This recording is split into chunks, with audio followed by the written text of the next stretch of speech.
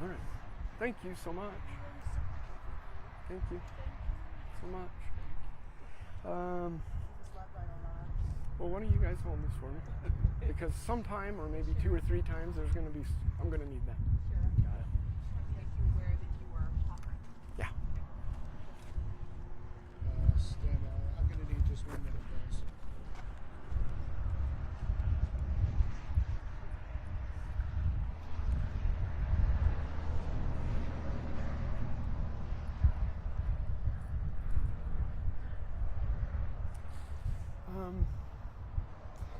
As far as at the beginning, I'm thinking of introducing Sue, Andy, and Christian. Should I do that, or should we go without that? Without? With it. Whatever you think is most effective. If you could just a little bit through this way. Yep. Andy, right? Yes. Sue Ann. Anyone have a pen? You would think one of us. You have a pen? I'm sure I went on the part for you. I'm good. You're good? Okay, sure. Everybody down below, good? We're good. Okay, Sheriff, if you'll give us your first, last name, spelling, official title. So, Jared Rigby. The spelling is Jared. The last name is Rigby, and I'm the Wasatch County Sheriff. Okay, Sheriff, walk us through where we are today in this investigation in finding the suspect vehicle. First of all, we want to thank the public and each of the news organizations that have cared so much about Mr. Patrick Hayes and what it is that we're dealing with here in Hideout, Utah, in Wasatch County. The Hayes family is here with us today to lend their support. Pat was killed here near this scene 2 weeks ago yesterday. And as law enforcement, we are still looking for the vehicle of the suspect and those that are involved in this homicide, and we need the public's help in order to do that. And nobody wants that more than Pat Hayes' family, and that's why they're here today. They have been exceptional to work with. We're grateful for their kindness and their understanding and their ideas, and overall we're trying to do everything we can to work with them to bring the killer or killers of Mr. Hayes to justice. So as part of background in answering the question, what we wanted to do today is to provide you with some updates in the case, in the investigation. We're here close to State Road 248, and that's important. It's important for everyone to understand the relationship between State Road 248 and this area where Pat was killed. What we've done, and we'll explain in a little bit more detail in a minute, is the route that Pat followed in order to come here to go home that night. He was just going home. And to give some context to his travel so that we hopefully can get the public's help anywhere along that route. So, as a review, on Wednesday, September 25th, it was about 11:15 p.m. Pat Hayes was killed here as part of what appears to be a road rage incident. And that incident appears to have happened somewhere between Midvale, Utah and Hideout, Utah. And there's a number of state roads and interstates where this the preparatory incident could have occurred. And ultimately, unfortunately, Pat's body was found here on September 26th. That was a Thursday at about 11 a.m. And so his body had been here for about 12 hours. And it's somewhat of a remote area, and at the same time, there's a lot of travel through here. And we really do believe that there are individuals that saw or heard, and even though they might not be aware that their piece of information could be helpful to us, that we really do need what they saw or heard. So we have 5 areas of updates to give you today. The first has to do with the suspect vehicle. We're looking for a Jeep Gladiator. We want to be clear and conclusive on that. That's where we're at today, a Jeep Gladiator. We have, from the beginning, suspected a Jeep, but that it could be of various models. We've said possibly a Wrangler, a Rubicon, things like that, but today what we're focusing on is a Jeep Gladiator. The second piece has to do with damage to the suspect vehicle. At the very beginning, we said that, and it's true, that the suspect vehicle could have damage to the front end, to the bumper area of the Jeep Gladiator. Well, today, it being 2 weeks now since Pat was killed, we all know that a number of things can happen in 2 weeks, including getting repairs made to a vehicle or making alterations, things like that. And so we would hate for the public to focus on looking for any vehicle or even a Jeep Gladiator that only has damage to the front end. Instead, while that is possible, we're looking for a Jeep Gladiator that was on some roads we'll mention to you in just a minute that evening. The third piece of update we'd like to give you has to do with the autopsy of Mr. Hayes. I think everybody knows and understands that the state medical examiner's office, they're the ones responsible for doing an autopsy and determining cause and manner of death. Well, in this situation, the medical examiner's office is determining that the cause is homicide and that the manner of death is a gunshot wound. Now, when that occurs, then us as law enforcement, we're already involved because we're here at the scene. We have investigators at the autopsy. But this truly becomes our investigation. And we can say that through this autopsy, it has become evident that Pat was killed with one bullet, one shot from a .45 auto handgun. So there's a number of reasons that we narrowed down on that we could get to at some point in time. But overall, that's what we're updating, is that Pat was killed with one shot, a .45 auto handgun. The next piece has to do with video.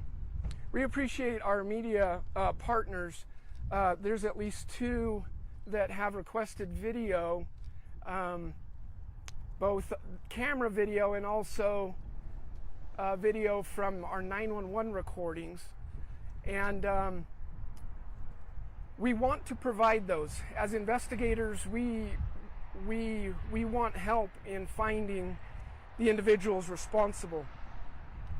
At the same time, what we need to do is weigh the helpfulness or the effectiveness of that piece with what the law is, and then also how that might impact the prosecution. And so, working with our prosecutors, we are concerned that for us to release some video of Pat's vehicle and very distant video of the suspect vehicle, that it could negatively impact the prosecution. And so at this time, we're not releasing that video or the 911 recordings. We want to. That might change at some point. We all know that the public is entitled to this information, and the exception right now in the law is the ongoing investigation that we're working through. Let me tell you more about the specifics of the video. We worked with the family so that they're also comfortable with this, and we appreciate them cooperating and being so helpful to us as we give out this information. What happened, what we have video of, is a short distance from here on what's called Ross Creek Drive. There is a trailhead, and it's a day use area that goes down to Jordanelle Reservoir, Jordanelle State Park. And Pat had been traveling from Midvale to his home here in this area, and he turned off of State Road 248. He made a right-hand turn onto Shoreline Drive, and that is something that he normally does or can do in getting home because his residence is close. But then he took the road to the right, which goes to the day use area, to a trailhead area. And that's not where his home is. It leads to a dead end, basically. And I'll wait just a minute. And so this is where the camera picks up Pat's vehicle. It's a Volkswagen. Pulls up near the gatehouse, and the headlights from Pat's vehicle shout a large piece of the video so that you can't see a lot in the video. And then you do see Pat exit his vehicle from the driver's door, and he walks back to this vehicle that now is pulling up right behind him. And as he does that, this suspect vehicle makes an erratic turn to the right towards Pat, and Pat tries to move out of the way. Then the suspect vehicle seems to make another jerk, erratic movement to the right. We can tell this only because the headlights of that suspect vehicle seem to be moving, and Pat seems to be moving along with those headlights, trying to stay safe, keep himself safe. Then some words are exchanged between Pat and someone in the vehicle, and ultimately then what appears to be a gunshot, a single gunshot, rings out, and so that's heard. The gunshot's not seen. We've enhanced in several ways so far the video so that we can try to find different pieces of evidence. It's helped some, but as far as identifying a license plate for the suspect vehicle, it has not been helpful for that. In identifying a color, it has not been helpful for that. In identifying the number of people in the suspect vehicle, it hasn't been helpful thus far for that. Which side the gunshot came out of the vehicle, it hasn't been conclusive and helpful for us in those ways. So the bottom line is we want to give you that information of what is on the video, and anticipate the public having that when our concerns about it impacting the prosecution negatively are in a different place. I'm just looking at my notes to see if there's any other. In the last major piece that we want to update you on has to do with this route, this driving route that Pat took. His son, his grown adult son, Christian, lives in Midvale. They spent the evening together. At about 10:30 on September 25th, Pat left Christian's house in Midvale, and and started to head home. At about 10:34, which is then about 4 blocks away from Christian's place, we have a license plate recording of Pat's vehicle at the Lindsay Drive area in Midvale. At about 10:36, through cell data, Pat's cell data, we have Pat in passing the Fort Union area. At about 10:37, he turned east onto Interstate 215, and we have that information through cell data. At about 10:44, he is on I-80 there at the junction of I-80, and we have that through cell data. At about 10:47, Pat is passing the Salt Lake County gun range, if some of you know where that is, in Parley's Canyon. At about 10:54, he's passing Jeremy Ranch. He's still on I-80, but passing Jeremy Ranch area. And we have this through cell data. Now, we're going to slow down here just a little bit because we need the public's help in understanding some of this. As Pat approaches the Kimball Junction area, it is about 10:58 p.m. The 400 yards prior to Kimball's Junction, Pat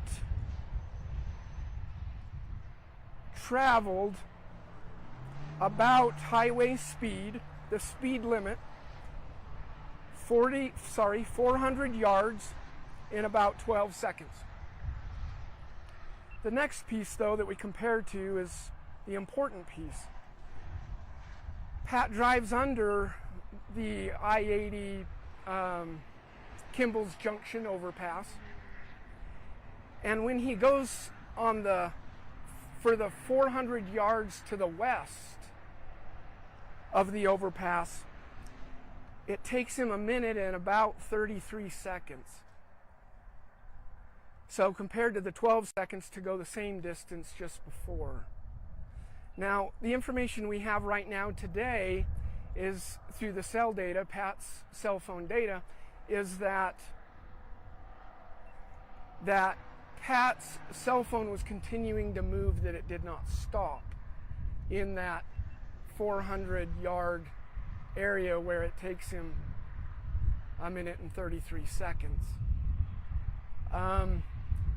What we're looking for specifically is for anyone that was in that Kimball's Junction area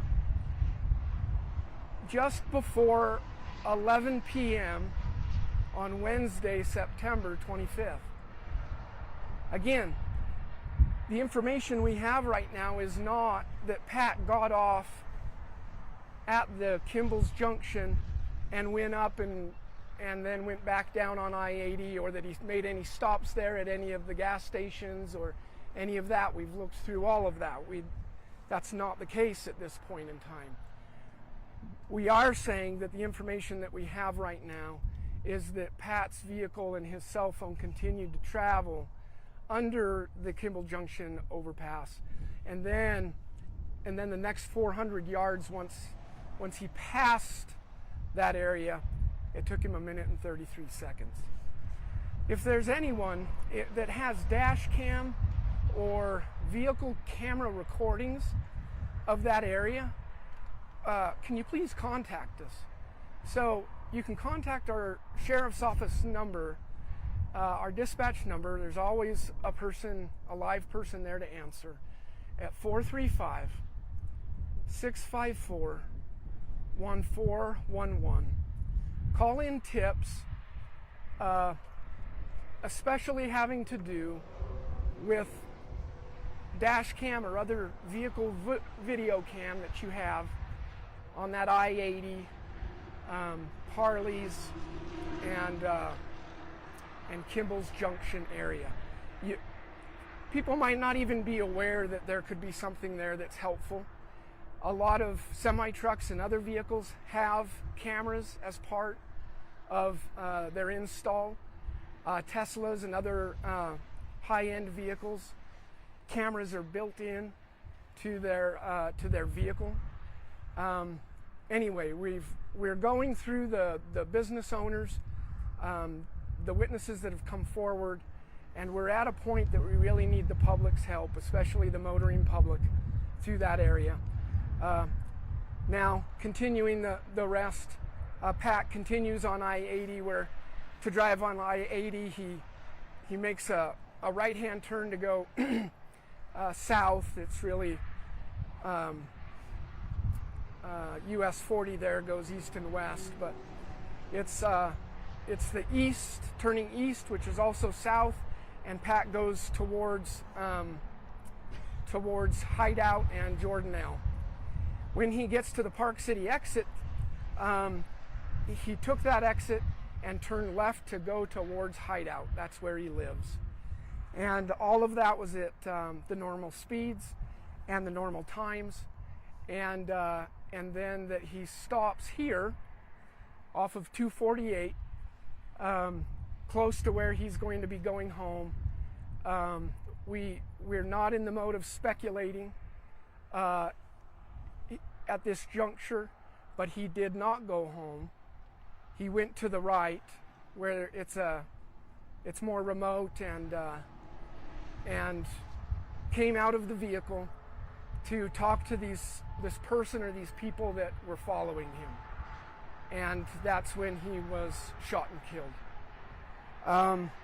Our public call, again, is for dash cam, any other vehicle video in the Kimball's area on Wednesday, September 25th, just before 11 p.m.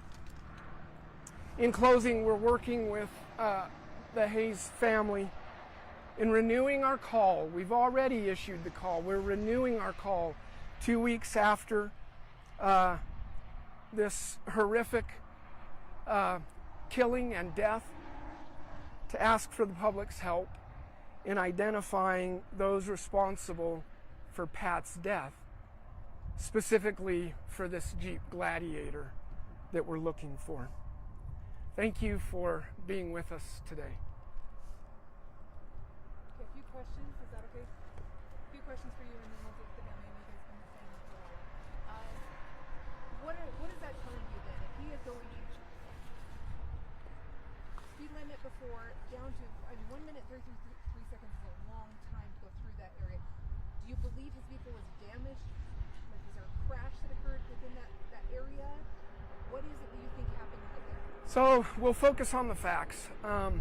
What we have is that there is some damage to Pat's Volkswagen. Now, it appears to be rub marks from a tire. Now, it could be other things. We're still in investigation mode.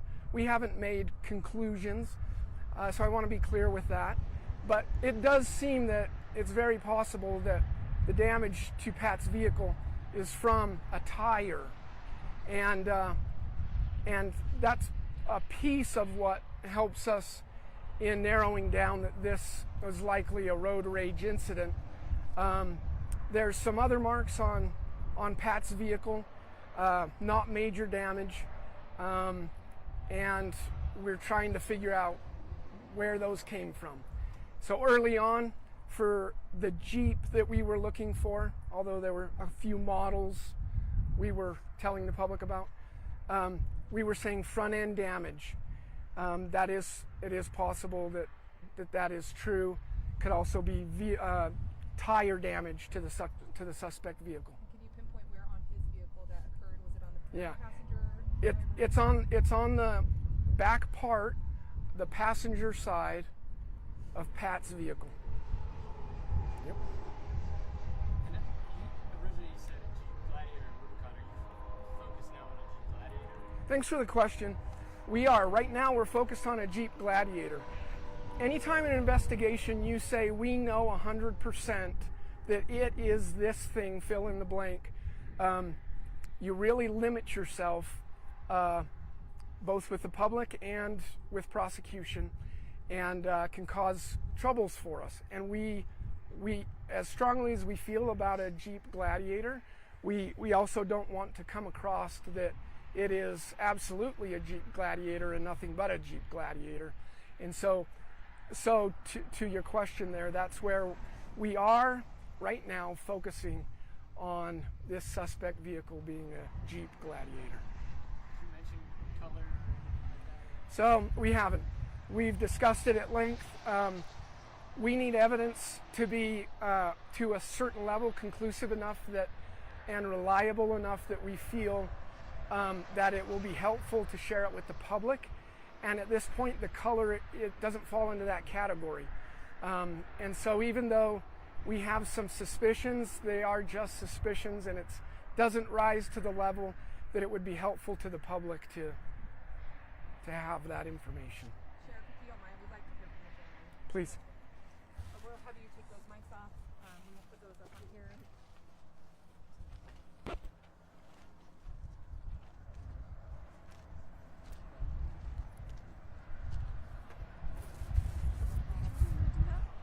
you want me to switch over the mic, or do you have a preference?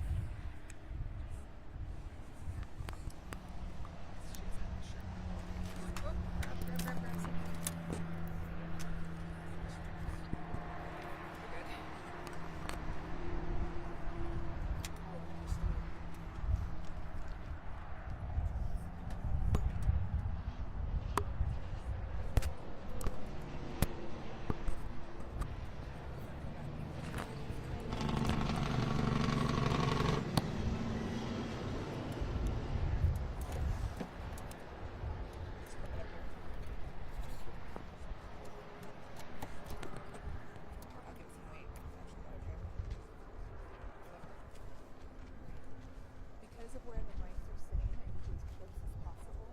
Okay, you guys don't mind? Yep. Try to. Yeah, it's okay. They're just right here. But yeah. Okay.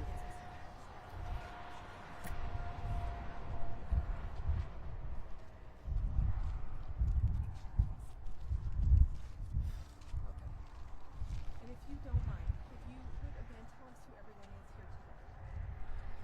My name is Sue Ann Kern, and I am Pat's fiance. And this is his sister-in-law Brenna, his younger brother Andy. We've got his nephew Joey, his sister-in-law Jeannie, his niece Erin, and then his son Christian. And would you spell your name before I speak? SUEANNKERN. Tell us your feelings today. Well, as can be expected, I'm devastated, I'm numb, I can't think straight. It's been a horrible thing for our family. We're very, very close. We're missing a couple people today, but they're with us. We're a close family, and this has put a huge hole in our family and our community. Patrick was loved by so many people. So many people have had wonderful things to say about him, and he's going to be missed so much by so many people. It's just a big empty hole that is left in our lives right now. To hear the details of how this has played out so far, what we've learned of this investigation, knowing that there's somebody out there who has not come forward, what does that mean? Are you hurt? Are you angry? How would you describe that? I mean, I think obviously we're all incredibly hurt and we're incredibly angry. Like, there's a coward out there that committed an unforgivable act, and they're running and hiding. And so I think that's honestly our biggest ask for everybody is, like, please, if you know anything, if you know this person, if you saw anything, like, just please come forward and bring it to the police. The investigation, they've been doing well, you know, but I mean, yeah, we just ask if you know anything at all, just please come forward. How do you want your dad? My dad was always making people laugh. he was always kind of larger than life, you know. I mean, he was almost 6'6", so he definitely was larger than all of us. But he had a big personality, and he loved hard. He loved everybody hard. Swimming, water polo, he touched the community forever. People up here, there's people all over the country that loved him, and he was just larger than life. What would the significance be to you to learn what happened or who did this awful thing? Like how would that affect you emotionally or help you? Well, it's horrible to have to grieve a death of a loved one. That in and of itself is a horrible thing, but to compound it with having an investigation because he was murdered,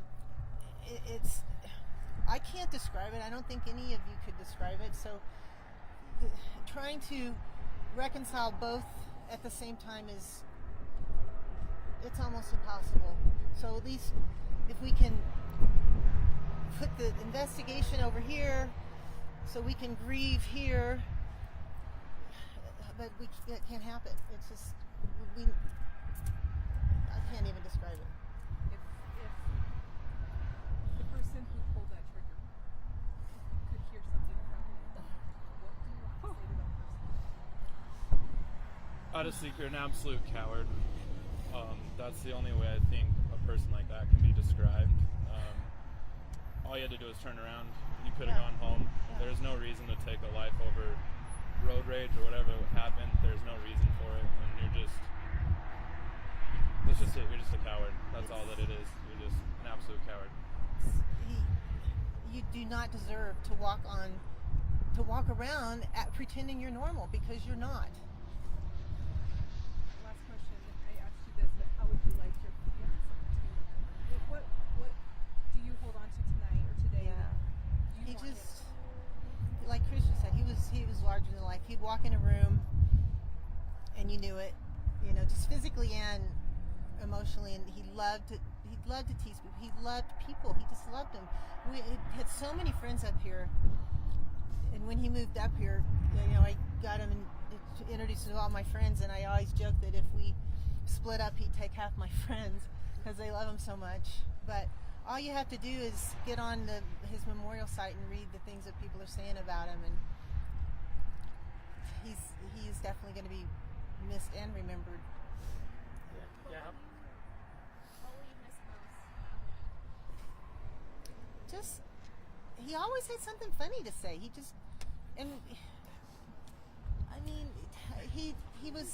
was a connector. He loved having people around him. He was game for anything. I can't tell you how many times I had him dress up, and he's like, "Sure, I'll wear whatever costume you want me to wear." But I mean, he was game for anything. He'd go anywhere. He'd do anything, and yeah, just game for everything. Christian, do you mind sharing what your last night together was about and what your takeaway from that night is? Yeah. So I mean, even after all those years, I still saw him like every week. We just kind of did our normal, like once a week we'd go to dinner. So we picked a new Italian place near my house we hadn't been to before, and you know, we had a glass of wine, I had a beer, and we watched TV and just watched music videos and just joked. And my best friend, who basically is my dad's second son, was there too, and we just spent the night together, the three of us, and you know, hugged him and told him I loved him, and that was that.